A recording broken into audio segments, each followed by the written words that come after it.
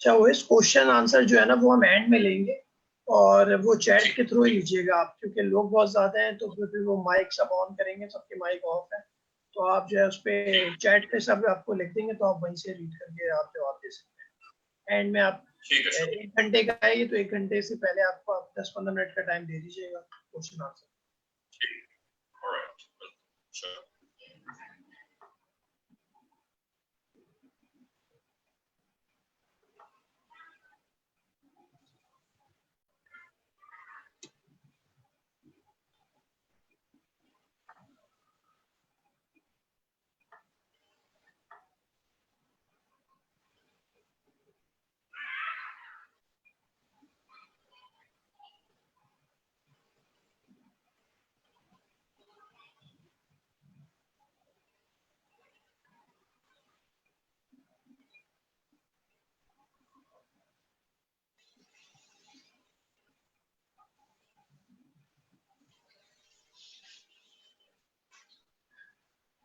आई think जी start करते हैं।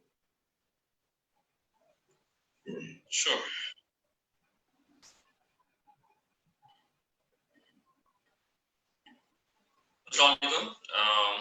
हेलो एवरीवन, उम्मीद करता हूँ आप सब सही से होंगे। सबसे सर पहले आपकी बहुत आवाज शुक्रिया। सुन रही दोबारा। हेलो, अब आ रही है? Can you hear me?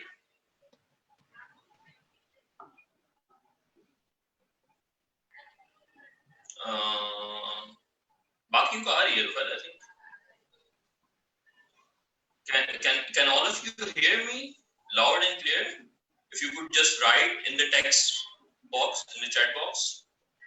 आसान को भी आ रही है, वकार को भी आ रही है। जी सर आ रही है। Okay, all right. So we start. Assalamu alaikum everyone. Hope you all are doing well और अच्छे खैरियत होंगे, सेहतयाब होंगे। सबसे पहले शुक्रिया करना चाहूँगा IFMP का, जिन्होंने मुझे मौका दिया कि आज मैं आके इस टॉपिक पर बात कर सकूं।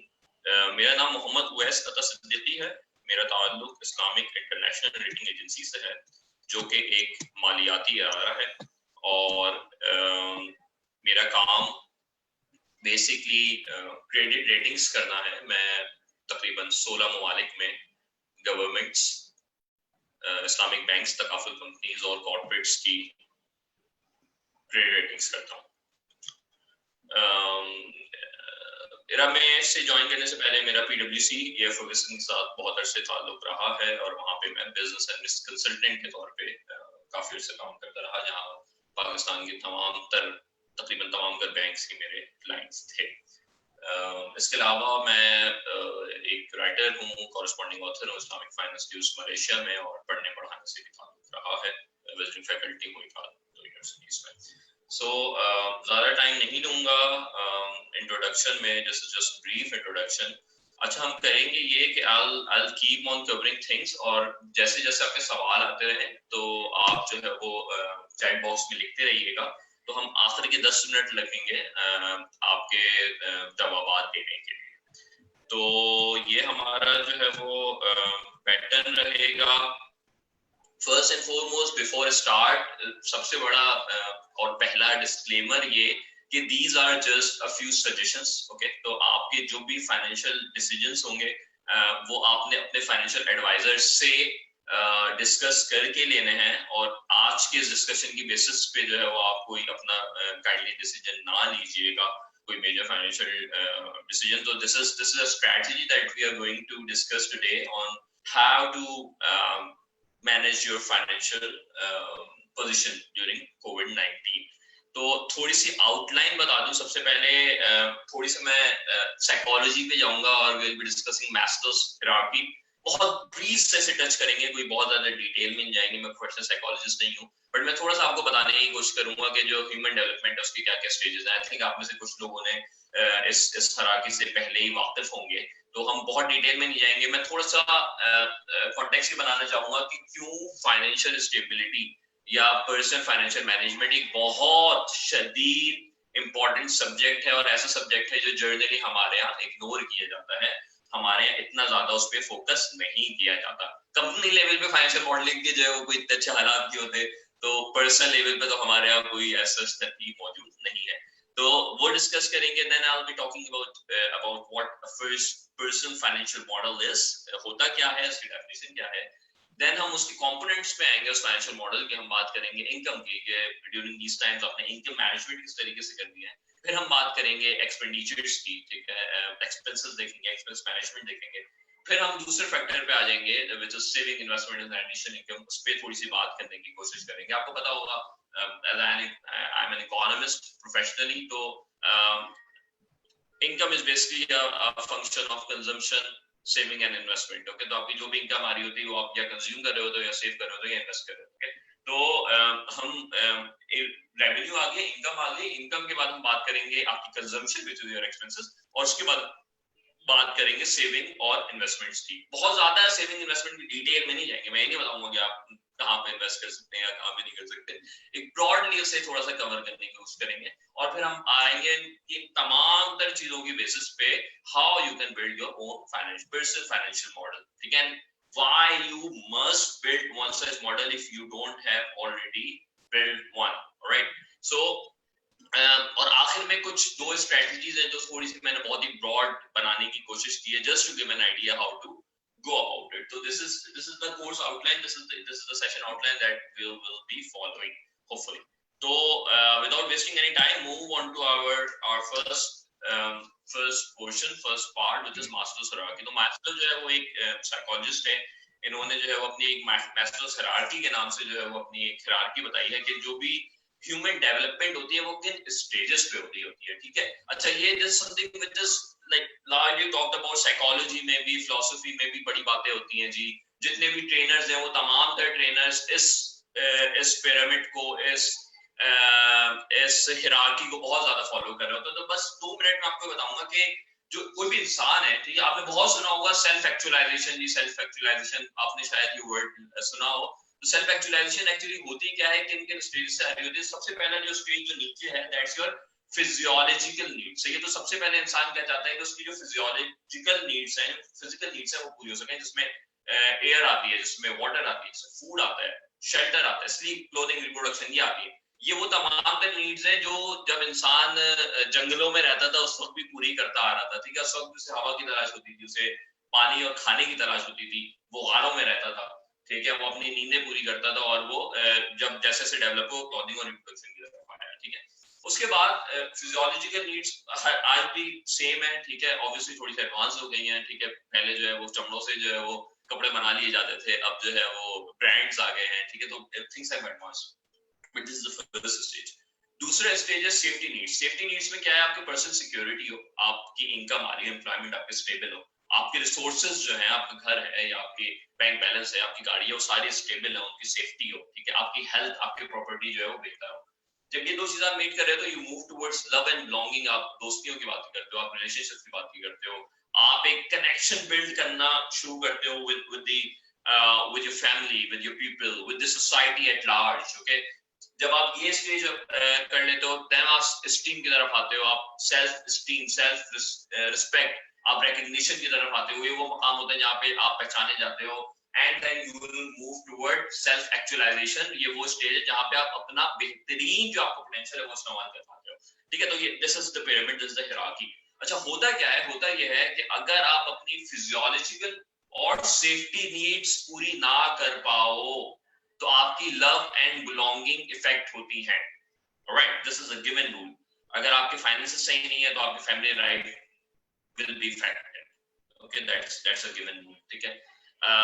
बट अगर आपकी फिजियोलॉजिकल नीड्स पूरी हो जाती हैं, अगर आपकी सेफ्टी नीड्स पूरी हो जाती है, आपकी लव एंड बिलोंगिंग अच्छी हो जाती है, this is the time when you start growing, this is the time when you start achieving your dreams. तो आपके जितने भी ख्वाब होते हैं ना, you must have heard people जो कहते हैं जी मेरे बड़े ड्रीम्स हैं और मुझे बड़ी चीजें करनी है और मुझे जो दुनिया बदलनी है, तो वो आती है इन 3 चीजों को मीट करने के बाद, ओके। और ये 3 चीजें की बेस क्या है, वो बेस है फाइनेंशियल स्टेबिलिटी, ठीक है। आपने कई लोगों को सुना होगा, उनके अमेजिंग आइडियाज होते हैं, उनके बहुत सारी चीजें होती हैं जी, उन्होंने स्टार्टअप्स बनाने होते हैं, उन्होंने दुनिया घूमनी होती है, ठीक है, उन्होंने सोशल वर्क करना होता है, पर वो कहाँ पे आके रह जाते हैं? The biggest excuse they have is they don't have the financial stability. Okay, so financial stability is actually the key to be able to achieve your steam. Self actualization की बात नहीं कर रहा मैं, self actualization उसके आगे की चीज है, वो बहुत ही कम लोग जा पाते हैं.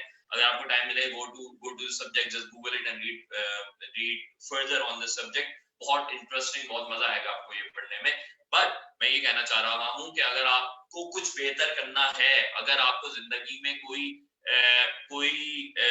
बड़ी चीज करनी है, तो you will have to be financially stable. Only then you can move towards achieving your greater goals. Okay, so this is the financial. अच्छा, हमारे यहाँ इकोनॉमिक जो डेवलपिंग इकोनॉमीज है ना, हमारे ये ज्यादा मसला है. ठीक है, आप कनाडा जाएं, आप यूएस जाएं, आप इवन मलेशिया चले जाएं, वहां पे क्या होता है कि वहां पे आपको ये पता होता है कि आप मैकडोनल्ड्स में भी नौकरी करोगे ना, तो आपकी ये ऊपर की 3 चीजें मीट हो रही होंगी. ठीक है, तो आपके बहुत ज्यादा कोई नीड्स नहीं शायद फुलफिल हो रहे हो, बट आप थोड़ी बहुत सेविंग करके आप ट्रैवल भी कर लोगे. ठीक है, लेकिन हमारे यहाँ हम फंसे ही नीचे की 3 चीजों पर, हम जो डेवलपिंग कंट्री वाले लोग होते हैं. ठीक है, और हमारे यहाँ मतलब I don't know how should I rephrase it, but हमारे यहाँ पैसा is a bad thing.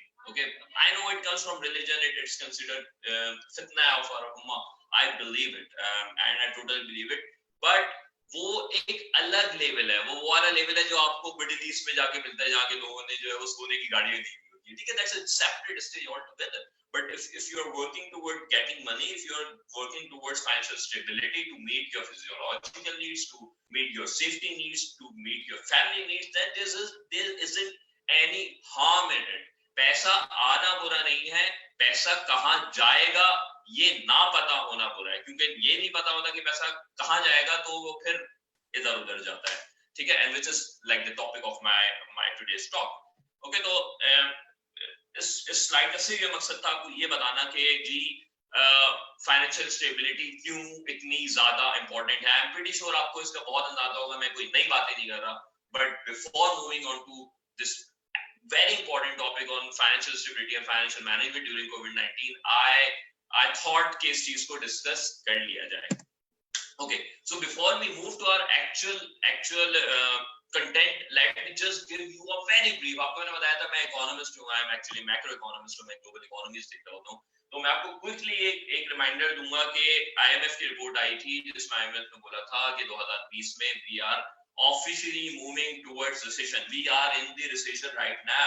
Okay, और 2020 की जो ग्रोथ है IMF कहता है कि अच्छे एस्टिमेट्स, अच्छे असम्पशन के मुताबिक वो 3% से कॉन्ट्रैक्ट होगा, बट दुनिया जो है वो 5.8% से ग्रो होगी 2021 में. Okay, so having said that, अगर हम इस असम्पशन को ले चलें, we have a good news कि हमारी जो फाइनेंशियल वरीज हैं, हमारी जो फाइनेंशियल इश्यूज हैं, दीज आर शॉर्ट टर्म. ये 6 से 8 महीने रहेंगे, उसके बाद ये नहीं रहेंगे. ऑलराइट, सो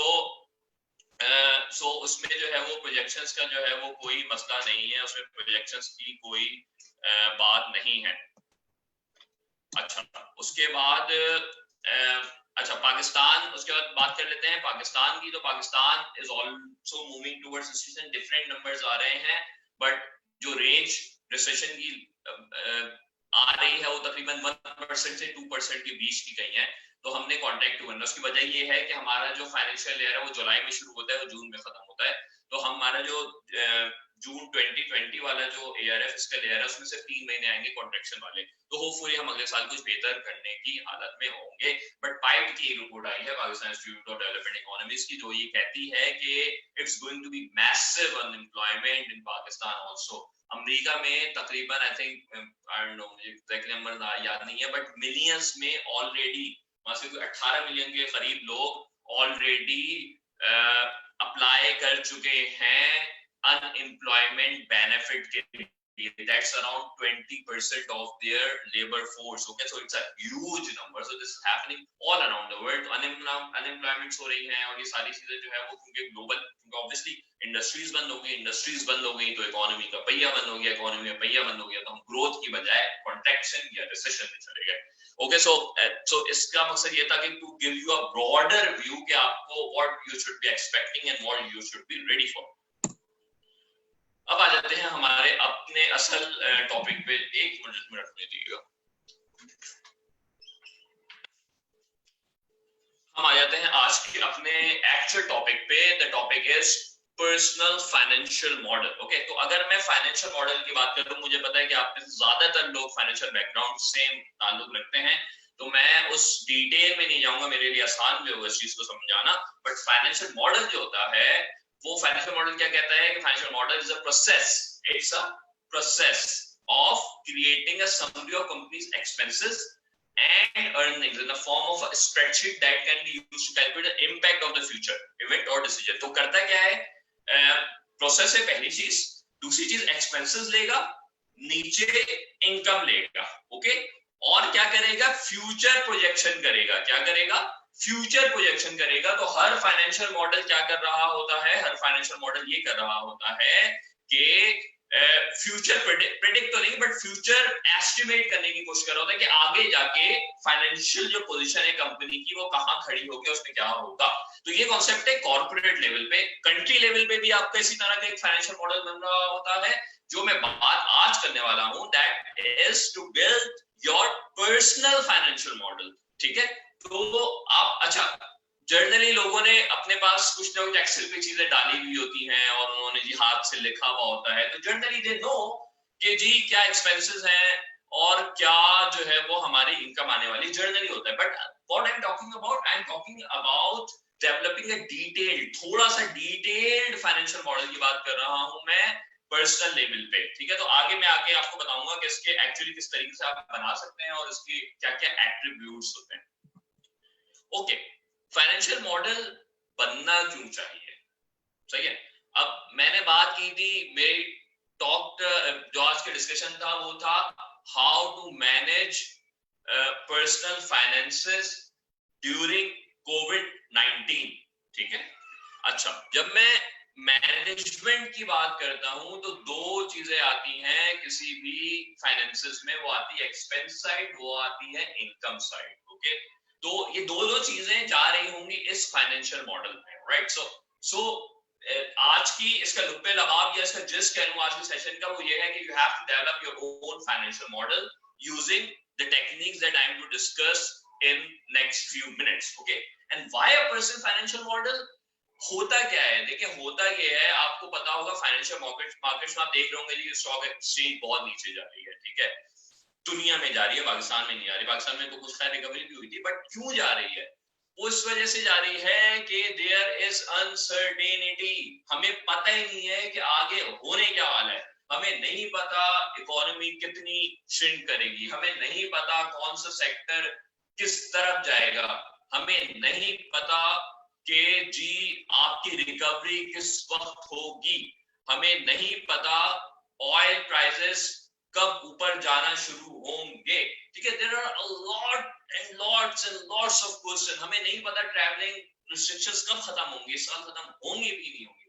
हमें नहीं पता कि कौन से नए ट्रेड बैंस लगे इस इवेंट को लेके। Alright, so we don't know a lot of things, and all of things combined in one single word is actually uncertainty. We are absolutely uncertain about our future. हमें पता ही नहीं है कि क्या हो रहा है। ठीक है, ये कंट्री लेवल पे भी हो रहा है, ये कंपनी लेवल पे भी हो रहा है और ये इंडिविजुअल लेवल पे भी हो रहा है। ठीक है, कंट्रीज में भी नहीं पता, डेफिसिट फट रहे हैं, करंट अकाउंट डेफिसिट तो चले इतना नहीं फट रहा, बट फिस्कल डेफिसिट में बहुत बुरा हाल है। इकोनॉमिक ग्रोथ बिल्कुल खत्म हुई हुई है। ठीक है, अनएम्प्लॉयमेंट, मैसिव अनएम्प्लॉयमेंट। ठीक है, कंट्री लेवल पे people are panicking, governments don't know, IMF को नहीं पता। IMF आगे जो उनकी चीफ इकोनॉमिस्ट है वो कहती है these are unprecedented time, क्योंकि जो जितनी भी कन्वेंशन चीजें थी जिसे हम करके अपनी रिसेशन से बाहर आते थे, वो ये होती थी, हम लोग कहते स्पेंड करो, तो हम क्या करते थे, इंटरेस्ट रेट जीरो पे आते थे, लोग पैसा देते थे, लोग पैसा इन्वेस्ट कर स्पेंड करते थे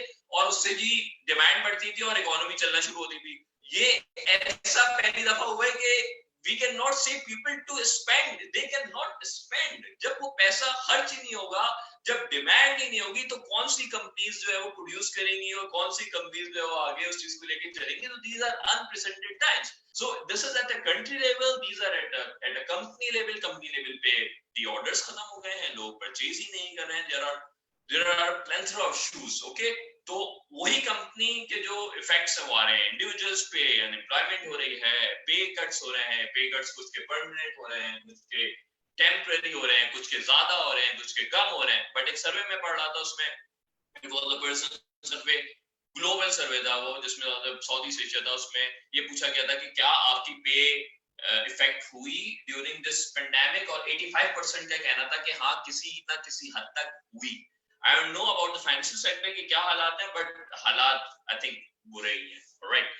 तो जब ये हो रहा है तो इस अनसर्टेनिटी को खत्म करने के लिए, इस वॉलेटिलिटी को खत्म करने के लिए, अगर आपको ये पता होगा, आपने लिखा हुआ होगा, आपने सोचा हुआ होगा कि जी अगले 9 महीने मेरी इनकम पोजीशन ये है, मेरे एक्सपेंसेस ये हैं, और मैं अपने एक्सपेंसेस को इस तरीके से मीट कर रहा हूँ, तो you will be in a peace of mind, right? So you will have that peace that it's not going to be out of your control.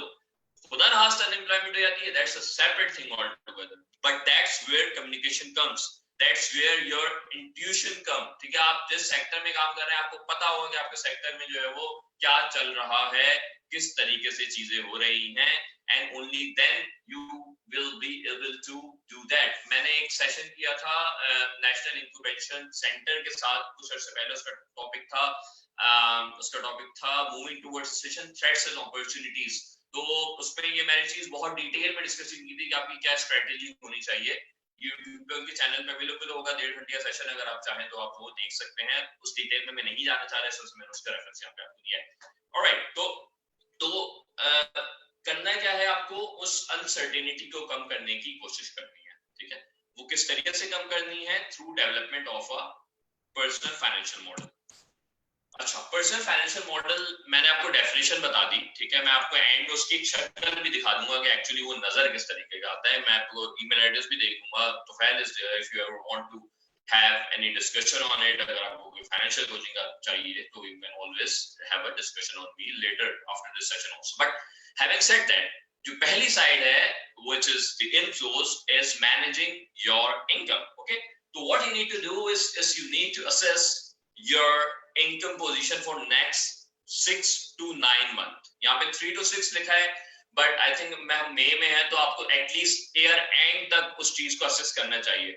And when I talk about assessment, what I am saying that you should be able to see कि आपकी अभी क्या हालात हैं। हो सकता है आपके अभी सैलरी कट्स नहीं हुए हो, बट आपको ये खबरें आ रही हो कि नहीं है सैलरी कट्स होंगे, बॉसेस अब परेशान हैं। Okay, so try to keep in mind and then communicate. Okay, ask your employer that what you should be expecting. Are there going to be any sort of salary cuts? Are there going to be any sort of job cuts? Are there any going to be uncertainties? What are the financials? What the company is going like?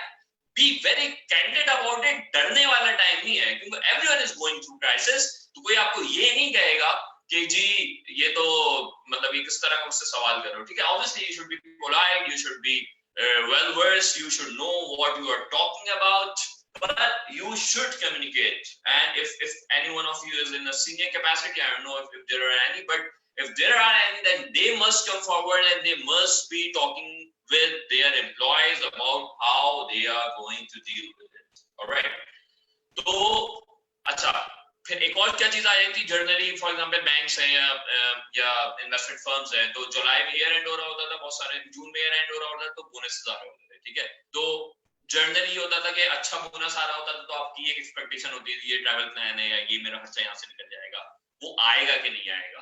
Right, वो आएगा तो अब कितना आएगा? पहले अगर 4 basic आती तो क्या 2 बेसिक आएंगी या बिल्कुल ही नहीं आएंगी, या पॉजिटिव नहीं या बिल्कुल नेगेटिव की तरफ जा रहे हैं। This is not my decision, this is not my domain. This is something that you have to do. This is something that you have to analyze, you have to discuss, and I cannot emphasize enough on it. Please start discussing it with your colleagues, with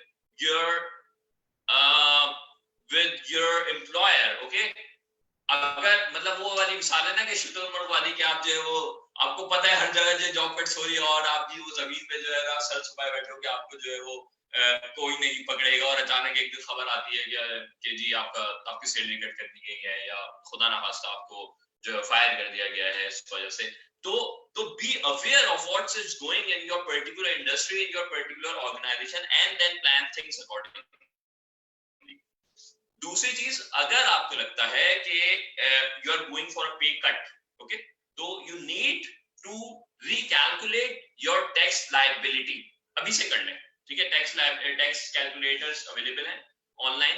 अगर आपको लगता है 10% cut होगा तो calculate your net salary. अगर 20% आपका expectation है या ऑलरेडी हो चुका है, ठीक है, नहीं हुआ तो बहुत अच्छी बात है। अगेन जब मैं फाइनेंशियल बात कर रहा हूं तो अगर आपकी इनकम कहीं से भी इफेक्ट नहीं हुई है तो ऑब्वियसली फिर आपको कोई ऐसा जो परेशानी की जरूरत नहीं है। मैं उसी केसेस में बात कर रहा हूँ जब आपकी कोई ना कोई इम्पैक्ट आ रहा हो, जो कि एक्चुअली आ रहा है, नजर आ रहा है, ओके। तो जब आपको पे कट आपका हो गया तो टैक्स असल में होता है कि आपको पता है हमारे ब्रैकेट्स में चल रही होती है। कभी कभी होता है आपको लगेगा कि नहीं यार मेरी सैलरी 10,000 से कम हुई है, बट हो सकता है कि आपका जो टैक्स लायबिलिटी है उसमें बहुत सिग्निफिकेंट फर्क आ जाए, क्योंकि आपका जो टैक्स ब्रैकेट है वो चेंज है। बहुत सिग्निफिकेंट तो फर्क नहीं आएगा, 2-4 हजार का फर्क आएगा जिस तरह से वो टैक्स ब्रैकेट डिफाइन है, बट थोड़ा बहुत फर्क आएगा, ओके। तो नेट जो आपकी इनकम आ रही है उसे जो है वो आप वो करें। तीसरा, analyse any sort of additional income that you have. हो सकता है आपने घर रेंट पे दिया हो तो वो रेंट आएगा या वो रेंट नहीं आएगा। हो सकता है कि उस बेचारे की नौकरी चली गई हो तो हो सकता है वो आपको रेंट ना दे रहा हो और वो चीज कहीं और जा रही, तो हो सकता है वो रेंट ना आए। या हो सकता है कि आपको जो है आपने स्टॉक में इन्वेस्ट किया वो और आपको कोई डिविडेंड आ जाए, ठीक है। या हो सकता है कि आपने 10 साल पहले कोई पॉलिसी ली हो तो आप बिल्कुल अनसर्टेन हो, बट आपको पता है कि यार मेरी जो पॉलिसी है ना उसमें इस वक्त जो कैश वैल्यू है वो फॉर एग्जाम्पल 10 लाख रुपए, ठीक है। तो खुदा ना कुछ होता भी है तो मेरे पास 10 लाख रुपए वो सेविंग्स में पड़े हैं। मैं इस वजह से कह रहा हूँ क्योंकि ये सारे वो एडिशनल सोर्सेज होते हैं जो आपने बुरे वक्तों के लिए रखे होते हैं। We need to realise the बुरा वक्त इज हियर, ठीक है। तो we are already in a recession, we are already in a panic mood. तो मैं ये नहीं कह रहा आज जाके कैश करवा लें, बट एटलीस्ट उसे लिख लें कि आपके पास कौन कौन सी चीजें अवेलेबल है। कभी कभी आपने कमिटीज डाली होती है, तो 2 साल पहले आपने कमिटी डाली थी जो अभी सितंबर में खुलनी है, ठीक है। आप 10,000 रुपए महीना दे देते, आपके 2.5 लाख रुपए आने, सही है। तो वो आपके मतलब माइंड में, बट आपने कहीं उसका एक्सपेंस सोच के रखा हुआ था, सही है।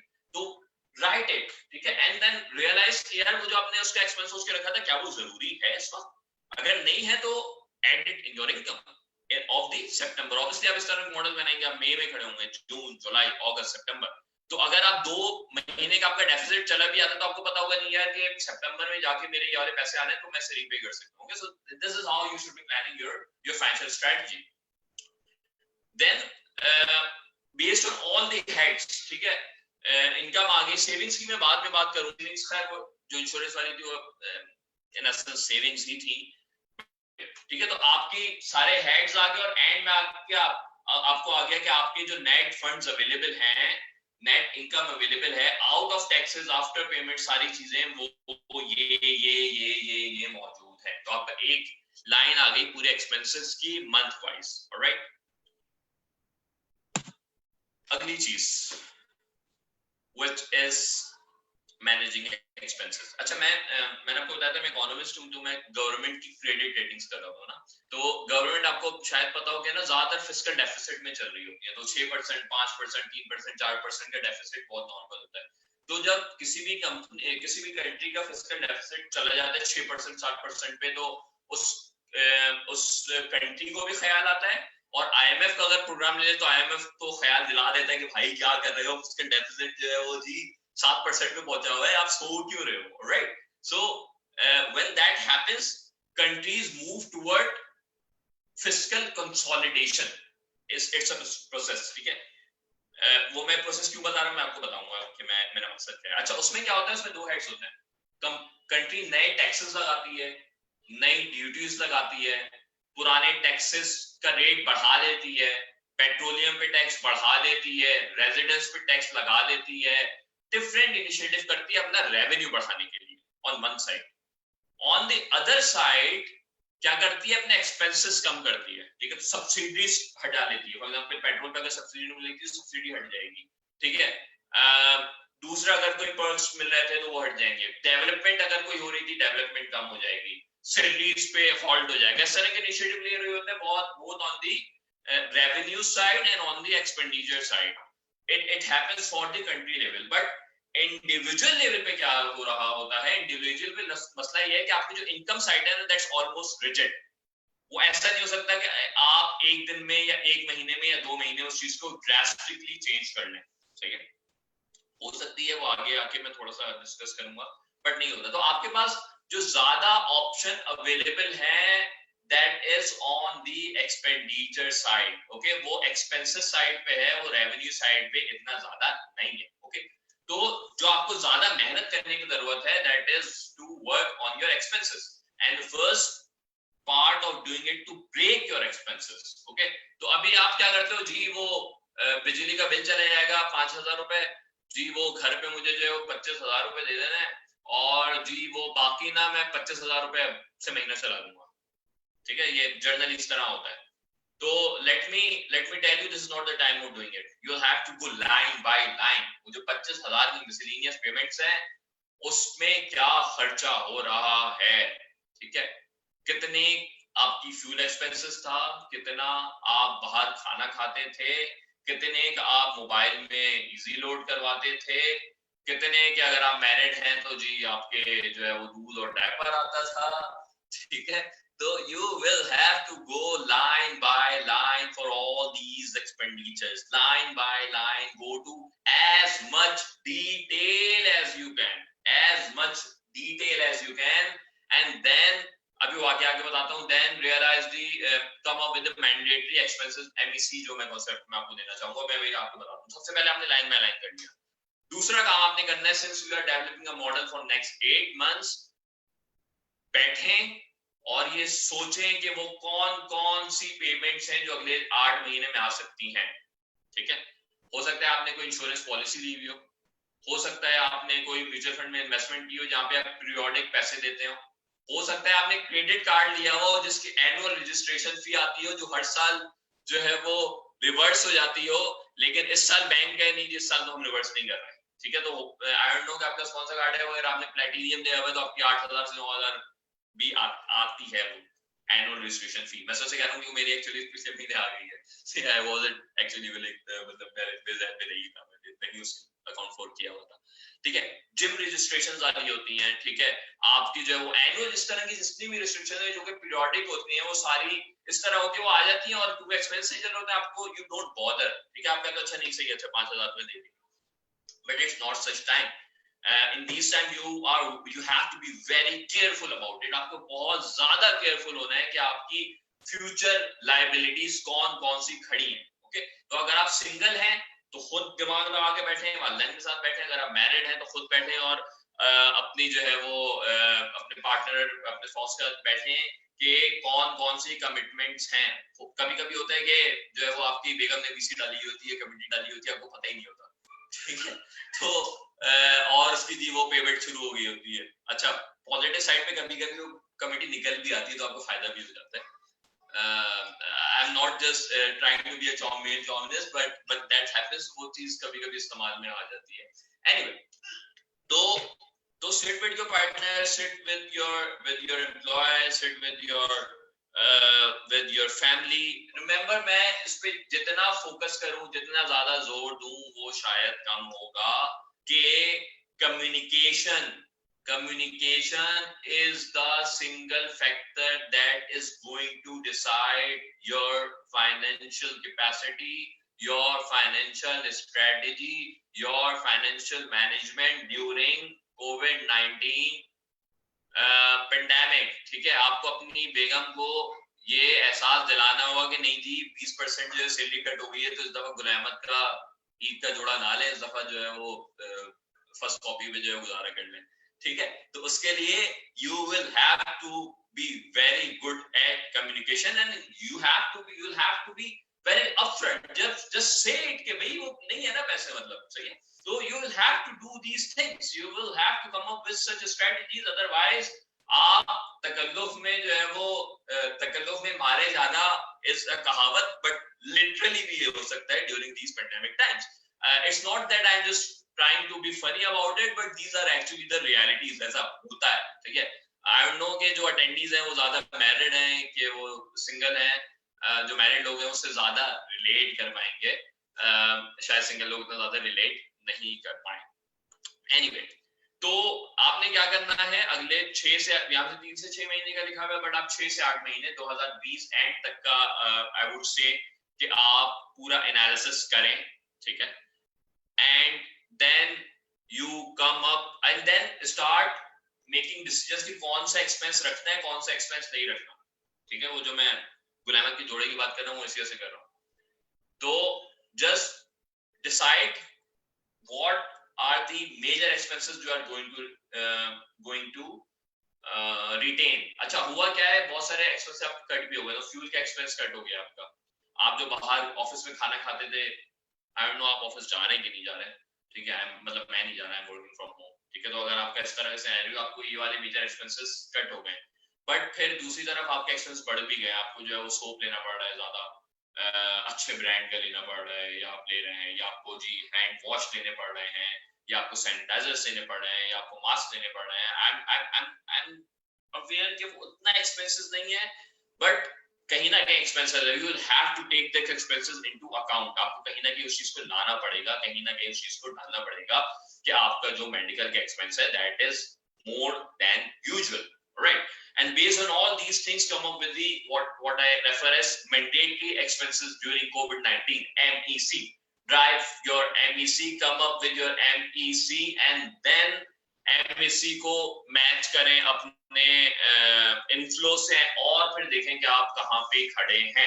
आई एम प्रीटी श्योर अगर आपने इस एक्सरसाइज को सही तरीके से किया तो आपको ये सामने एक्सेल में नजर आ जाएगा कि जी ये जो मई वाला महीना है ना, इसमें मैंने 20,000 रुपए देने थे किसी के, वो मुझे देने हैं, और या जी मैंने पेमेंट करनी थी, या मेरी जी लोन की रीपेमेंट है, या जो भी है, और इस महीने में तो मैं फंस रहा हूं, लेकिन जून में मेरा एक इन्फ्लो आना है, सही है। तो मैं ये कर सकता हूँ कि शायद मैं 1 महीने के लिए अपने भाई से या अपने दोस्त से अगर 20,000 रुपए, चलो अगर अभी लिक्विडिटी नहीं मैनेज हो रही, तो मैं 1 महीने के लिए कहीं से लोन ले सकता हूँ अनऑफिशियली, बट मैं अगले ही महीने उसे दे सकूंगा, क्योंकि मेरा वो आउटफ्लो वहां से, इनफ्लो वहां से आ जाएगा।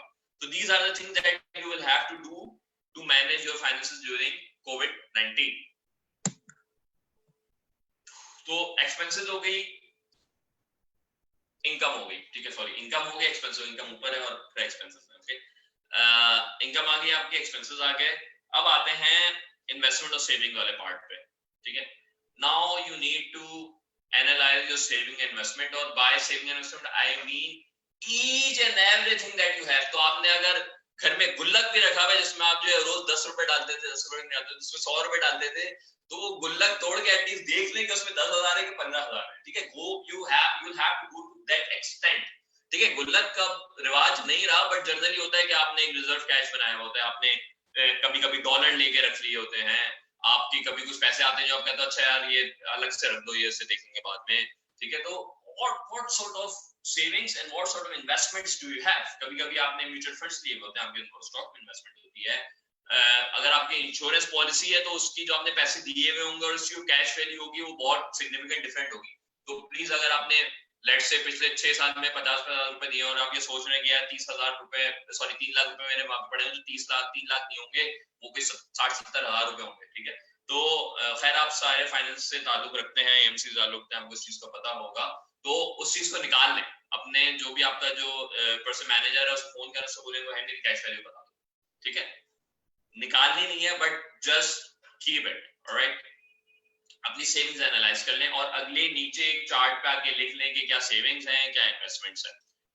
अच्छा, अगर आपकी कहीं पे इन्वेस्टमेंट्स हैं, ओके, और आप, अच्छा, और स्टॉक मार्केट में खासतौर पर है, तो please don't think of just, अच्छा this is a sort of an advice, again अपने फाइनेंशियल एडवाइजर, अपने किसी जानने वाले, अपने उसके हिसाब से देखिएगा, अपने पोर्टफोलियो के हिसाब से देखिएगा, but it is not very wise to take your stock out, ठीक है, क्योंकि जो है वो सारा नीचे है। तो अगर आप अभी कोई पैसा निकालते हैं तो आप जिसे हम कहते हैं एक्चुअल कैपिटल लॉस बुक कर रहे होंगे, ठीक है। रियलाइज जो हो कैपिटल लॉस होगा, जिसका आपको काफी जो है वो मार पड़ सकती है।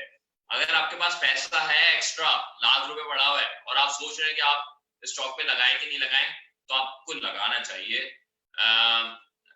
एटलीस्ट मेरी एडवाइस है। क्योंकि इस वक्त स्टॉक जो आपको फॉर एग्जांपल जो बास्केट आपको 50,000 रुपए की मिल रही थी, अगर मार्केट 30% डाउन है तो वही आपको 40,000 रुपए की मिल जाएगी, ठीक है, and it's going to go up जब सारी चीजें रिकवर करेंगी 2 से 3 सालों में, but do it only if you can hold it for next at least 2-3 years के पीरियड आप उसे रख सकें। अगर आपको स्टॉक का बिल्कुल आइडिया नहीं है, mutual fund is the safest option. Mutual fund में आप कोई भी अच्छा सा रिस्क देख के जो है वो आप उसमें भी इन्वेस्टमेंट कर सकते हैं। अच्छा, अगर आपने कोई लोन लिया हुआ है, आपने कोई मॉर्गेज लिया हुआ है, आपकी कोई फाइनेंसिंग है, तो do discuss with your relationship manager. State bank की अभी पॉलिसी आई, इसमें उन्होंने बोला है कि रीपेमेंट्स के लिए रीपेमेंट्स में आपका प्रिंसिपल जो है वो बैंक डेफर कर सकता है, ठीक है, तो you have that option available. वो इंडिविजुअल्स के लिए है कि नहीं है वो अभी तक मैं इतना श्योर नहीं हूँ, but to talk about it with your relationship manager। अगर आप में से कोई बैंकिंग में है और जानता है तो प्लीज चैट में उस चीज को कंफर्म कर दे, that would be great। But अगर नहीं भी करता, बैंक टू बैंक भी वेरी हो रही होती हैं चीजें, तो प्लीज उस चीज को असेस करें और उस चीज को यूटिलाइज करें, बट सिर्फ जब यूटिलाइज करिएगा अगर आपके फाइनेंसेस आपकी उन पेमेंट्स को देने की इजाजत नहीं दे रहे। अगर आपका एमएससी आपकी नेट इनकम से ऊपर जा रहा है, only then you will have to do it. अगर आप उसे बहुत आराम से दे सकते हैं तो बिल्कुल दें, अपने ऊपर बर्डन उसका ना लें। चैट मेरे पास आई है,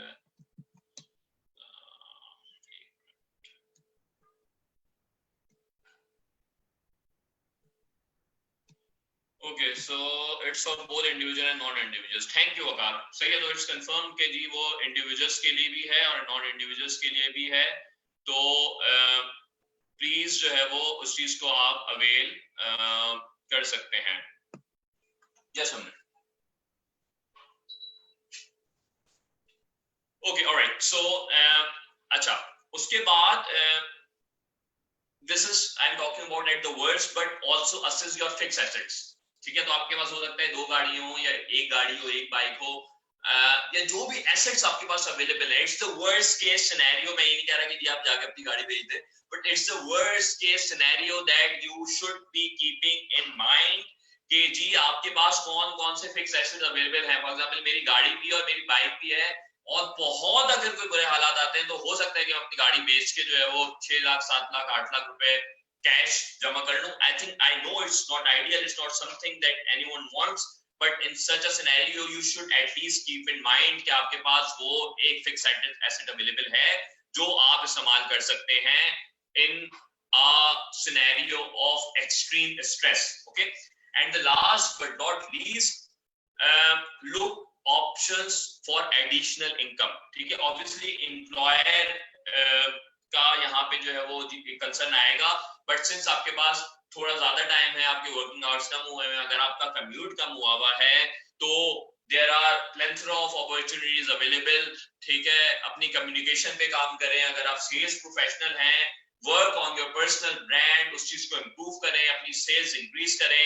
लोगों के पास पैसा होता है, अगर आप उसे कन्विंस करें सही तरीके से तो you can always work towards better sales targets, okay? तो try to increase your additional income. अगर आप किसी ऑर्गेनाइजेशन भी आपको लगता है कि आपका वर्कलोड कम है, आप कोई नई एडिशनल रिस्पॉन्सिबिलिटी ले सकते हैं जिससे आप बॉस की नजर में आ सकते हैं, डू दैट, ठीक है? छुपने का टाइम नहीं है इस वक्त टाइम ये उभरने का है, इस वक्त टाइम अपने आप को शाइन करने का, इस वक्त टाइम अपने आप को प्रूव करने का है। तो डू दिस, डू एनीथिंग, चाहे वो साइड हसल हो, चाहे वो एडिशनल रिस्पॉन्सिबिलिटी हो आप ही की ऑर्गेनाइजेशन में, चाहे वो एडिशनल सेल हो, कोई भी चीज हो, but look for something that may अभी फौरन नहीं, शायद 6 महीने बाद, that may help you in enhancing your additional in giving you an additional income, ठीक है? Freelance for example एक दिन में नहीं हो जाए, it will take months, but at least start working on it, start thinking about it.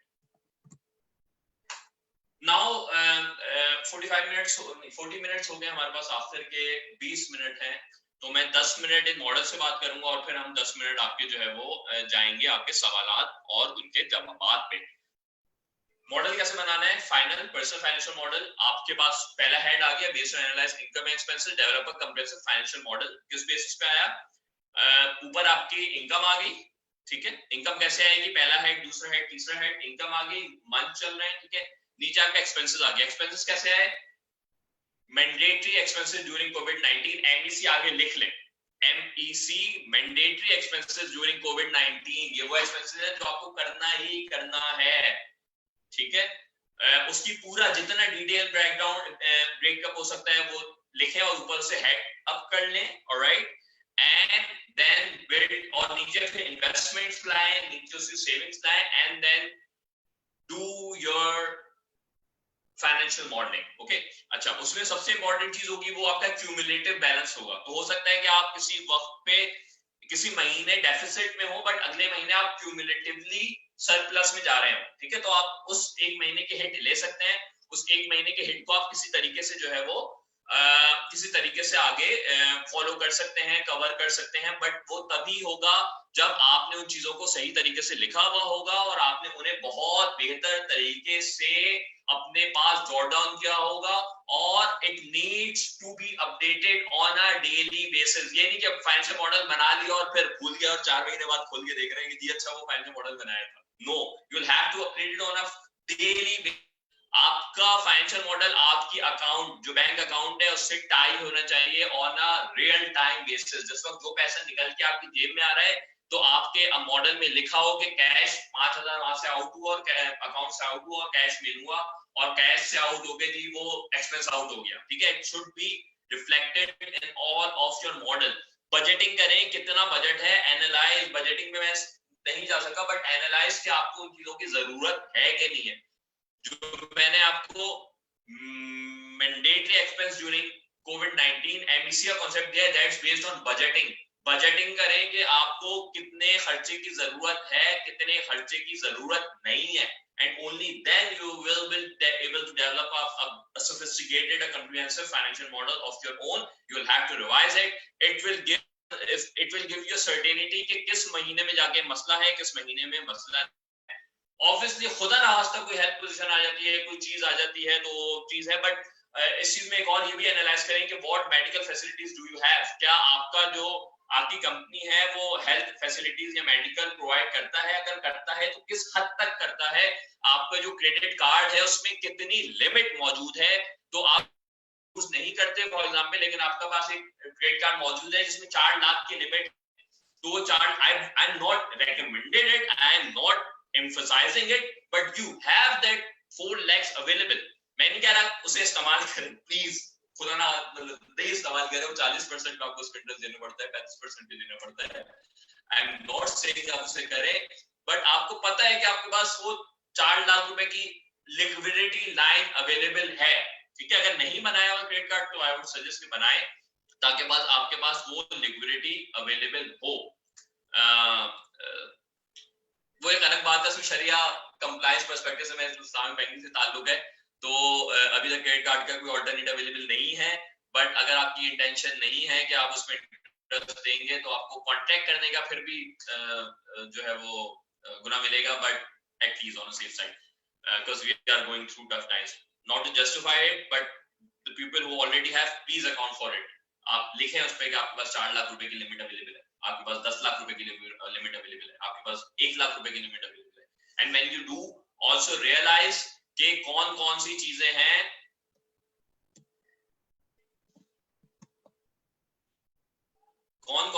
हैं जिस पे आप जो है वो उस चीज को देख सकते हैं। ओके, सो अब आखिरी 5 मिनट में मैं 2 स्ट्रेटजीज पे बात करना चाहूंगा। साथ ही क्रेडिट कार्ड अवेलेबल हमारे साथ, बट उसमें जो हमारे शरिया स्कॉलर्स हैं उनका कंसेंसस नहीं है अनफॉर्चुनेटली। इट्स ऑन उजरा मॉडल, तो वो इतना ज्यादा जो है वो नहीं है, मतलब एक्सेप्टेबल।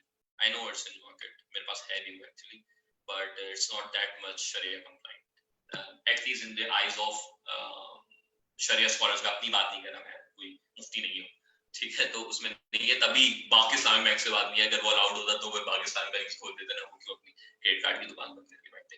एनीवे, तो अच्छा, आखिरी 2 सिर्फ स्लाइड्स हैं, फाइनेंशियल स्ट्रेटजी आपको किस तरह लेके चलनी है, दो चीजें होती हैं। अगर आप सिंगल हो तो आपके एक्सपेंसेस अलग होते हैं, अगर आप जो मैरिड हो तो आपके एक्सपेंसेस अलग होते हैं।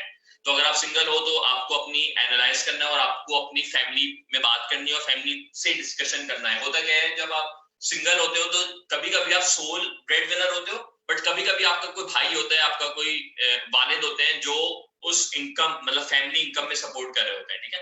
तो do a very detailed discussion कि कहां से कौन कितने पैसे ला रहा है, कौन कितने पैसे कट एक्सपेक्ट कर रहा है। तो आप कोशिश करें कि आप अपने इंडिविजुअल लेवल पे, for example I am sole breadwinner of my family, ठीक है, तो मेरी जो पूरे घर की फाइनेंशियल मॉडल है ना, वो सिर्फ मेरा फाइनेंशियल मॉडल है, क्योंकि मैं वाइड कमाने वाला हूँ, ठीक है। लेकिन अगर आपके घर में 3 कमाने वाले हैं तो कोशिश ये करें कि आपका जो फाइनेंशियल मॉडल है उसमें तीनों की इनकम आके कर रही है, और जो आपका एक्सपेंस है वो पूरे घर का एक्सपेंस है। वो थोड़ा सा कॉम्प्लिकेटेड होगा शायद, बट बेहतर ये होगा कि आप सिर्फ फैमिली लेवल पे जो है वो लेके चलें। और फिर ये डिस्कस करें कि फॉर एग्जांपल मेरा 30% कट है, तो मैं 20,000 रुपए नहीं दे सकता, मैं 15,000 रुपए दे रहा हूँ। तो क्या आप दोनों में से कोई, अगर आपका भाई और वालिद काम करते हैं, आप दोनों में से कोई 5,000 रुपए डाल रहा होगा, या क्या हम 5,000 रुपए अपने एक्सपेंसेस कट कर सकते हैं? तो you will have to do these discussions, okay. फिर आपके जितने अननेसेसरी एक्सपेंसेस हैं वो आप कट करें, अपना फाइनेंशियल मॉडल बनाएं। और अगर आप ऐसी जगह पे हैं जहां पे आपके 2 साल 3 साल 4 साल का एक्सपीरियंस है, आई नो मार्केट अभी बुरी है, but market is also always looking for good people, okay. तो अगर आपको बेहतर अपॉर्चुनिटीज मिल सकती हैं, अगर आप किसी बेहतर जगह पे जा सकते हैं, अगर आप प्रमोशन के लिए देख रहे हैं, अगर आपकी परफॉर्मेंस बेहतर होती है, तो always look for increasing towards your personal income. अच्छा, नीचे जो मैंने ये मॉडल दिया है, it's a model from a website, ठीक है। अपना मॉडल मैं नहीं शेयर कर सका, बट आपको इस तरीके से अंदाजा होगा कि देखें जी, जैन चल रहा है, फैब, मार्च, अप्रैल, मई, जून, ओके। इनकम कैटेगरीज आ रही है, इनकम में डिविडेंड्स आ रहा है, फाइनेंशियल एड आ रही है, ठीक है, ये सारी चीजें आ रही है। तो ये तो बहुत ज्यादा डिटेल है, बट आपकी इनकम होगी, फॉर एग्जांपल इनकम ऑफ, अगर आप फैमिली बना रहे हैं तो income of father, income of brother, dividend, rent, insurance premium, committee, ये सारी चीजें इन हेड्स में आ रही होंगी इनकम में। इसी के नीचे एक और हेड आ रहा होगा एक्सपेंसेस का, जो कि कुछ इस तरीके का होगा, कुछ इस तरीके का, groceries, personal supplies, clothing, cleaning, education. ये मैरिड वाले मैंने डाला था, वहां पे ज्यादा खर्चे होते हैं। तो come up with such a model, और उस चीज को फिर आप लेके चले। तो बैचलर्स में को थोड़ा सा फैमिली को लेके चलना होगा, फैमिली में देखना होगा, बेहतर अपॉर्चुनिटीज देखी जा सकती हैं, और फिर उसकी बेसिस पे वो उस मॉडल को बनाने की कोशिश करें। For the married people, have a candid discussion with your partner, with your parents, with your brother and fathers, if they also earn something, okay, and come up with the personal financial model. अच्छा, होता क्या है अलग करने का, क्योंकि bachelors की थोड़ी सी फाइनेंशियल स्ट्रेटजी अलग होती है, उनके इतने ज्यादा खर्चे होते ही नहीं है, ठीक है। तो उनके खर्चे ज्यादातर नॉन मैंडेटरी होते हैं, ठीक है, अनलेस वो घर पे जो है वो खर्चे कर रहे हो। बट मैरिड लोगों की खर्चे अलग, और अगर आपके if you have kids, for example I have 2 daughters अल्हम्दुलिल्लाह, तो मेरे खर्चे अलग है, ठीक है। आपको, मुझे पता है कि जी वो वाले खर्चे जो है वो दैट्स स्पेसिफिक, ओके। स्कूल की फीस जानी है, भले से स्कूल नहीं खुला, बट स्कूल की फीस जानी है, ठीक है। तो वो थोड़ा सा आपको कम्युनिकेट करने की जरूरत होगी, उस पर डिस्कशंस करने की जरूरत होगी, and only then you will be able to develop a detailed financial model, और उस फाइनेंशियल मॉडल की बेसिस पे आप अपनी अनसर्टेनिटी को कवर कर सकेंगे और अपनी अनसर्टेनिटी को देख सकेंगे। अच्छा, ये जो आज के मेरे टॉपिक था ना, ये एक्चुअली से पूरे दिन की वर्कशॉप होती है, ठीक है। उसमें हम ये सारी चीजें भी डिस्कस करते हैं, बट हम बताते हैं कि जी इन्वेस्टमेंट अपॉर्चुनिटीज क्या क्या थी, उसमें हम बताते हैं कि लॉन्ग टर्म इन्वेस्टमेंट्स क्या है, शॉर्ट टर्म इन्वेस्टमेंट्स क्या है, आपको किस तरह अपने आप को एजुकेट करना है, उसमें आपको किस तरीके से ऑप्शंस अवेलेबल हैं, ठीक है। तो इट्स अ डिटेल्ड वर्कशॉप। उस चीज को मैंने, जैसे आप कहते हैं ना कि समुंदर को कूजे में समाने वाली कोशिश की है, तो मैं आपके सारे सवालों का जवाब नहीं दे सका हूँ, आई डोंट नो मैं कितनी जस्टिस कर सका, बट जो लुब्बे लबाब, जो जिस्ट है इस पूरे सेशन का, वो ये कि आपको फाइनेंशियल मॉडल बिल्ड करने से अनसर्टेनिटी खत्म हो जाएगी।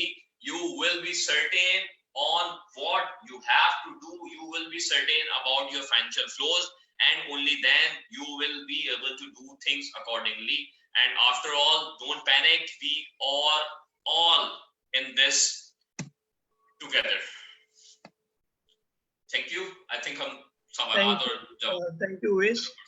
Thank you for a valuable session indeed. अच्छा, कुछ क्वेश्चंस आ रहे हैं चैट पे, अगर आप खुद भी रीड कर लें इनको, जो रेलेवेंट क्वेश्चन है आप काइंडली उसको जो है एड्रेस करना शुरू करें।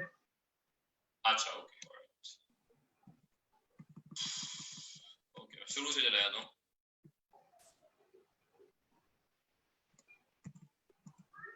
ऊपर अच्छा, लोग मेरे से बहुत ज्यादा टाइप कर रहे हैं ना, तो मैं ऊपर नहीं जा पा रहा।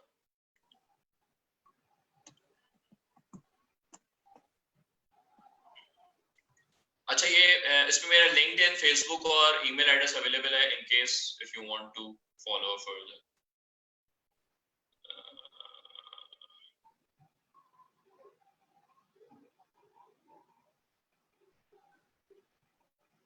Thank you Sabeen for your feedback. Thank you Hasan Sahab आपके कमेंट का। अहमद साहब, मैंने कोशिश की है कि आपको एक शो कर सकूं, उसमें मैंने एक्सपेंसेस साइड नीचे दिखा दी थी और रेवेन्यू साइड ऊपर दिखा दी थी। अच्छा, my question is, income can be certain but expenses most uncertainly, so usually we all under pressure and our income cannot meet expenses, so how can we figure it out? Asif sahab, you will have to do an analysis जो mandatory expenses during COVID-19 MEC का मैंने जो concept दिया है, explain it to your family, explain it to your parents if they are alive hopefully, और उनसे ये discuss करें कि कौन कौन से एक्सपेंसेस जो आपको लाजमी करने हैं और कौन कौन से एक्सपेंसेस हैं जो आप इस वक्त अफोर्ड नहीं कर सकते किसी भी हालत में। ठीक है, तो आई एम प्रीटी श्योर आप उस चीज का कोई ना कोई हल निकाल सकेंगे। बहुत सारे हमारे एक्सपेंसेस होते हैं जो शायद इस वक्त इतने जरूरी नहीं होते बट हम कर रहे होते हैं। ठीक है, अगर तो आपके सारे ही मैंडेट, ऐसा हो नहीं सकता कि आपके सारे मैंडेटरी हैं। अगर आपके सारे मैंडेटरी है तो फिर आपको शायद कुछ और, फिर आपको इनकम की तरफ जाना पड़ेगा, but I am pretty sure कि उसमें नॉन मैंडेटरी एक्सपेंसेस भी होंगे। तो उस चीज को आइडेंटिफाई करें और फिर उस चीज को कवर करने की कोशिश करें। If someone has just few times to live, so what should be his doing right now during COVID-19? If someone has just few time to live, so what should he is doing right now? अच्छा, मैं वकार साहब इससे समझ पा रहा हूँ। आप ये शायद पूछने जा रहे हैं कि अगर हमें पता हो कि हमारी थोड़ी सी जिंदगी रह गई है तो हम क्या करें, तो उसके लिए वैसे हमें एक अलग सेशन रखना पड़ेगा। उसके लिए मेरे पता जिंदगी का तो किसी को भी नहीं पता। एग्जैक्टली सही है, तो उसके लिए मैं थोड़ा सा बताता हूँ। मेरे एक उस्ताद हैं, सुलेमान अहमद नाम है, टाइमलैंडर्स उनके ऑर्गेनाइजेशन का नाम है। वो एक वर्कशॉप कराते हैं, उसका नाम है where do you want to go, where you are leading towards करके। वो एक सवाल पूछते हैं, वो पूछते हैं कि अगर आप 6 महीने, आपको ये पता चल जाए कि 6 महीने में आपको सजाए मौत हो गई है और 6 महीने में आप मरने वाले हैं, ठीक है, तो आप 10 चीजें लिखे जो आप कर रहे होंगे, आप किस तरह की जिंदगी गुजार रहे होंगे। ठीक है, और जब वो कर ले तो वो जिंदगी गुजारना शुरू कर दें। ठीक है, तो that's the easiest way of doing it, कि मतलब मरना तो हमने है ना, तो वो आज मर देंगे कल मरना है, तो बट ये कि सरवाइव भी तो करना है ना, तो दोनों दुनिया और दीन साथ लेके चलना है। तो आई थिंक आई वाज, मतलब मुझे पता है मैं इस सवाल को आंसर नहीं कर सकता सेशन में। I have to have a different session for it probably. अच्छा, tax rebate is also available, tax rebate is also value added for income enhancements. 40% tax rebates are available in market. Irfan साहब, tax rebates होती हैं available, but unfortunately हमारे जो tax rebate मिलने का है वो इतना कोई बेसाख्ता सा तरीका है कि हमें रिबेट मिल नहीं पाती। तो वो वाला जो तरीका है ना, वो उस तरीके से, आई अंडरस्टैंड योर पॉइंट, बहुत अच्छा पॉइंट है, बट क्योंकि वो सिस्टम हमारा इतना डेवलप नहीं है तो वो उस तरह से वो चीज हो नहीं पाती। ठीक है, मैं टैक्स लायबिलिटी हर दफा डालता हूँ, मुझे टैक्स रिबेट कभी नहीं मिलता। ठीक है, तो कंपनीज को नहीं मिल रहा होता। आपने सुना होगा कि जी वो अलग से बजट एलोकेट होता है टैक्स रिबेट देने के कंपनीज को, जो कि बिलियंस में होता है, तो बहुत अच्छा है, बट प्रैक्टिकली ना वो चीज इस तरीके से हो नहीं पाती। अनफॉर्चुनेटली होनी चाहिए और बिल्कुल ऑप्शंस है, बट अनफॉर्चुनेटली उस तरीके से नहीं हो पाती। अच्छा, मैं एक सवाल जो है मैं भी पूछना चाहूंगा ओवैस, जो कि शायद चैट में नहीं है, वो ये कि जो आजकल, जैसे कि आपने अपनी प्रेजेंटेशन के अंदर भी ये चीज कवर की है कि आपके जो इनकम है वो इतनी ज्यादा नहीं है लेकिन एक्सपेंसेस बढ़ गए। शायद ये आपने अपनी प्रेजेंटेशन में भी कवर किया था। तो मैं ये पूछना चाहूंगा, देखिए जो एक्सपेंसेस हैं, एक तो होते हैं एसेंशियल एक्सपेंसेस, और कुछ जो है एक्सपेंसेस ऐसे हैं कि जो हम सीख रहे हैं और अडॉप्ट करना चाहते हैं। फॉर एग्जांपल, एक आपने अपनी प्रेजेंटेशन में भी जिक्र किया एडिशनल स्किल का, या जो कि मैं भी पढ़ाता हूँ अप स्किलिंग का, क्या आप कोई कोर्सेज करें जाके, आप अपने स्किल्स को एनहांस करें, आप डाइवर्सिफिकेशन की तरफ जाएं, ये मौका है कि आप अपनी स्किल्स को एडवांस करके कहीं और भी आप सोर्स ऑफ इनकम को आप ट्रांसफर करें, शिफ्ट करें। तो इसके लिए भी आपको जो है ऑब्वियसली पैसे दरकार होते हैं। तो अगर मैं इस चीज में भी पैसे लगाता हूँ, फिर मैं हेल्थ कॉन्शियस अगर हो जाता हूँ इस दौरान, तो फिर हेल्थ कॉन्शियस के लिए मैं क्या करूँगा? मतलब मैं उसमें भी हेल्थी चीजें डाइट वगैरह के लिए मैं कुछ ना कुछ वो चीजें करूंगा, उसके अंदर भी मुझे एक्सपेंस इनकर करना पड़ेगा अगर मुझे हेल्थी चीजें खानी है। तो ये जो एक्सपेंसेस बढ़ रहे हैं और ज्यादा, जो एसेंशियल नहीं है, इसको किस तरह से मैनेज करें? अच्छा देखें तुफैल, अभी ना हम है फाइटिंग मूड में, ठीक है? तो हम इस वक्त लड़ने में लगे हुए हैं, सही है? तो हम जब लड़ने में लगे हुए हैं तो हम क्या करेंगे, हम एसेंशियल्स की तरफ जाएंगे, ठीक है? तो हम सिर्फ वो चीजें करने की कोशिश करेंगे कि हम बेयर मिनिमम को मीट कर पाए, सही है? एडिशनल इनकम बिल्कुल होनी चाहिए, उसके लिए आपको कोर्सेज करने भी चाहिए, बट वो वाली कॉस्ट आपको अब डिसीजन लेना पड़ेगा कि वो कॉस्ट कितनी जरूरी है।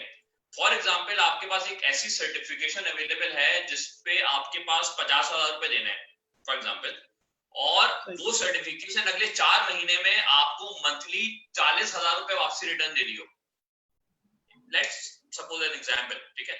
तो शायद आप ये सोचें कि हाँ यार अभी तो शायद थोड़ा सा टफ है, और बट ये कि मेरे फाइनेंशियल मैनेज हो रहे हैं, तो अगर मैं 50,000 पे कर भी देता हूँ ना, तो अगले 6 महीने में ना सिर्फ मेरी ये इन्वेस्टमेंट वापस आ जाएगी, मैं सरप्लस पे चला जाऊंगा, ठीक है? तो आप उस चीज को बिल्कुल करें, बट पर्सन टू पर्सन ये डिसीजन वेरी करेंगे, पर्सन टू पर्सन ये डिसीजन जो है वो एनहांस होंगे, पर्सन टू पर्सन ये डिसीजन जो है वो लिए जा रहे होंगे। बट द थिंग इज, आपके पास पेड ऑप्शंस भी अवेलेबल हैं, बट आपके पास बहुत सारे फ्री कोर्सेज अवेलेबल हैं। जितनी फ्री कंटेंट ऑनलाइन मैंने जिंदगी में नहीं देखा जितना अभी देखा है, ठीक है? ये जो अभी हमारा पूरा सेशन है, मतलब obviously I don't want to say it, but it's worth something, ठीक है? इस तरह के बहुत सारे ऐसे सेशंस हो रहे हैं, वो ट्रेनर्स जो अपने एक दिन के सेशंस के लाखों रुपए ले रहे होते हैं, एक घंटे 2 घंटे बैठ के अपने फेसबुक पे फ्री सेशंस दे रहे हैं और इन्हीं टॉपिक्स पे दे रहे हैं। तो इंफॉर्मेशन ओवरलोड जितना है वो सबको नजर आ रहा है। अच्छा, आपकी हर ऑर्गेनाइजेशन जो है वो खतरे में है। स्टैनफोर्ड ने कभी अपनी ऑनलाइन प्रोग्रामिंग की इतनी मार्केटिंग नहीं की होगी जितनी अभी कर रहा है वो, ठीक है? तो and it's a huge company, $20 billion की तो शायद उनका एंडोमेंट फंड है, सही है? तो we are going to such time, but वो केस टू केस बेसिस पे आपको डिसीजन लेना होगा। मैंडेटरी आपको अभी सिर्फ आपको ये सीखना होगा कि आपने सर्वाइव करना है। एडिशनल इनकम बहुत अच्छा है, मैंने उसे थोड़ा सा टच किया, मेरा आज का वो फुल टाइम नहीं था शायद। जिस नेशनल इंक्यूबेशन सेंटर वाले सेशन की बात कर रहा हूँ उसमें मैंने ये चीज बहुत डिटेल में कवर की है, राइट?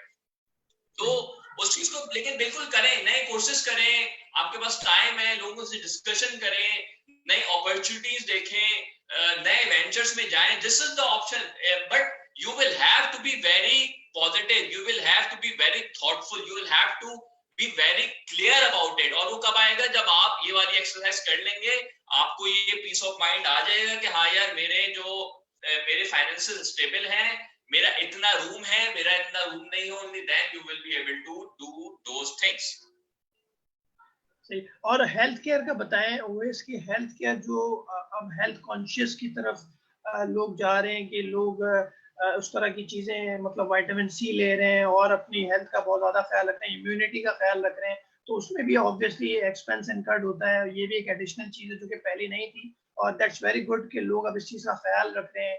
लोग जो है जंक फूड की तरफ नहीं जा रहे, लोग वेजिटेबल्स एंड फ्रूट्स की तरफ जा रहे हैं, बट उसमें भी एक इन्फ्लेशन, बिकॉज ऑफ रमजान जो है वो इन्फ्लेशन रेट है, तो वो जो एक्सपेंसेस हो रहे हैं ऑब्वियसली उसको आप छोड़ भी नहीं सकते, उसको इग्नोर नहीं कर सकते। वो किस तरह से मैनेज होंगे इस वक्त? अच्छा, उसमें दो चीजें, एक तो ये कि जब आप फाइनेंशियल मॉडल बनाए ना, पहले ये हेड यहाँ पे नहीं होता था, हेल्थ एक्सपेंडिचर, तो आपको सबसे पहले अपने फाइनेंशियल मॉडल में हेल्थ एक्सपेंडिचर का एक हेड जनरेट करना पड़ेगा, ठीक है? अच्छा, एक तो ये कि उसकी जो पार्शियल होगा ना, वो ये होगा कि आपका जो बाहर खाने का एक्सपेंडिचर होता था, स्पेशली कराची वालों का, वो बहुत ज्यादा होता था, ठीक है? तो हमारी जो एक रह की एक्टिविटी होती थी वो ये होती थी, हम बाहर जाके खाना खा लेते थे, सही है? That's common for every citizen, ठीक है? Which is unfortunate but which is true। ठीक है, तो आपकी वो चीज कम हो गई है। आई एम नॉट श्योर आप में से कितने लोग ऑर्डर कर रहे हैं, बट मैंने तो घर से ऑर्डर भी नहीं किया। मैं रोज पिज्जा वाले के सामने से कभी गुजर रहा होता हूँ, फल लेकर खुला होता है और मुझे इतनी क्रेविंग हो रही होती है, but I don't order. I am a huge pizza fan, but I don't order. सही है, तो अगर मैं ऑर्डर कर दूं तो मेरे कहीं से कम भी 1000-1500 रुपए उसमें चले जा रहे हैं, तो वो 1000-1500 रुपए नहीं जा रहे हैं। ठीक है, तो आपकी कुछ पार्शियल फुलफिलमेंट तो वहां से हो रही है। सही है, लेकिन ऑब्वियसली अगेन वही कि अगर आप उस चीज को स्पेसिफाई करते हैं, फिर एकदम जज्बाती भी ना हो जाए ना। मतलब आपको शायद इम्यून बूस्टर आपके आप शायद जो है वो खरबूजा खाकर और तरबूज खा के कर लें, आपको जरूरत नहीं हो शायद विटामिन सी की गोलियां लेने की, बट आप विटामिन सी की गोलियां ले रहे हैं। किसी को है और डॉक्टर ने रेकमेंड किया, that's a separate thing all together. But हम लोग जिस तरह के जवान लोग हैं, हमें शायद हम अगर नेचुरल सप्लीमेंट्स पे भी जाएं तो हम उस चीज को कर सकते हैं। तो जो भी चीज करें वो डॉक्टर की एडवाइस से करें, अपने आप को ओवर बर्डन भी ना कर लें। ठीक है, ऐसा ना हो कि आप इतने बड़े बड़े सैनिटाइजर के जो है वो 2,500 के जो है वो पैकेट्स लेके आ गए, हर दरवाजे पे आपने लगा दिए, शायद इतनी की जरूरत भी नहीं है। तो ओवर किल भी ना करें उस चीज को। जो भी चीज करें वो अपने एक्सपेंसेस को और अपने रेवेन्यूज इनकम को देखते हुए करें। अच्छा सर, वकार ये बात कर वकार रहे साहब का एक हैं। क्वेश्चन है, वो रिक्वेस्ट कर रहे हैं कि मैं माइक उनका मैंने ऑन कर दिया। वकार साहब आप सवाल पूछे। जी जज़ाकल्लाह सर। सर मेरा क्वेश्चन ये है कि ड्यूरिंग कोविड-19 कुछ चीज़ों की डिमांड बढ़ गई है, सप्लाई कम हो गई है। अगर फॉर एग्जांपल अगर हम चीज़ें देखें तो उसके अंदर मास्क हैं, ग्लव्स हैं, हैंड सैनिटाइजर है और कुछ और इस तरह की मेडिकल फैसिलिटीज़ हैं। तो उस सूरत में हम बजटिंग को किस तरह से करेंगे, क्योंकि लोग जो है ना इन चीज़ों को ब्लैक के अंदर जो है जाके सेल करते हैं। हमने यहाँ पे 2 चीज़ें करनी है, बजटिंग भी करनी है और अपने फाइनेंशियल चीज़ों को स्टेबलाइज भी करना है। तो यहाँ पे आप क्या एडवाइस करते हैं हमें, इन सिनेरियोज में हम देखें, चीज़ों को किस तरह करेंगे? अच्छा वकार, देखें, दो चीजें होती हैं। एक होती है आपके कंट्रोल में, और दूसरी चीज होती है हम एक्सटर्नल शॉक इकोनॉमिक्स जबान में कहते हैं। ठीक है, वो एक्सटर्नल शॉक्स जो है वो आपके कंट्रोल में नहीं होते। अगर मास्क 30 रुपए का हो गया तो मेरे कंट्रोल में नहीं है। ठीक है, मेरे कंट्रोल में क्या है? मेरे कंट्रोल में ये है कि मेरे जो फाइनेंसेस हैं, अगर मैं कहीं और एक्सपेंस करता था, ठीक है, अगर मैं कपड़े ईद के लेने की सोच रहा था, अगर मैं ये सोच रहा था कि ये मैं जे डॉट से परफ्यूम पे 30% ऑफ आया है तो मैं परफ्यूम अभी उठा लेता हूँ, सही है, तो मैं वो सोच रहा था, तो मैं वहां से उन एक्सपेंडिचर्स को कट करूंगा और इन एक्सपेंडिचर्स को फुलफिल करने की कोशिश करूंगा while keeping myself in limit। ठीक है, हो सकता है मुझे शायद मास्क के डब्बे की जरूरत ना हो क्योंकि मैं बाहर ना निकल रहा हूँ। ठीक है, लेकिन अगर मैं बाहर निकल रहा हूँ, ऑफिस जा रहा हूँ, तो फिर मेरा खर्चा आएगा। हो सकता है मैं अपने, अगर मैं